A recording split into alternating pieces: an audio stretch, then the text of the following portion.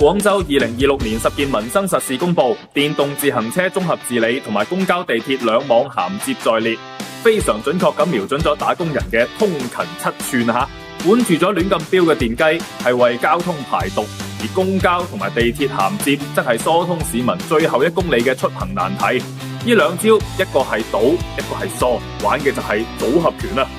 與其等大家喺非機動車道上面肉搏，咁不如俾你一個更加可靠、更加絲滑嘅公交選擇啦。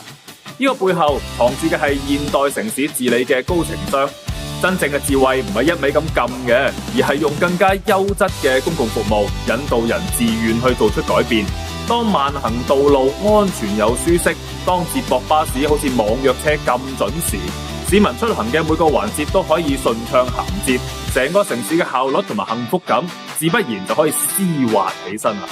等守規矩嘅電雞有路可以行，等想坐公交嘅市民有車可以搭。城市治理嘅隱藏分呢，往往就收埋喺解決普通人日常煩心事嘅細節裏面。呢一波操作點翻個讚啦！10件民生實事呢，仲涵蓋咗呢個社會保障、文化教育、食品同埋藥品安全等多個領域。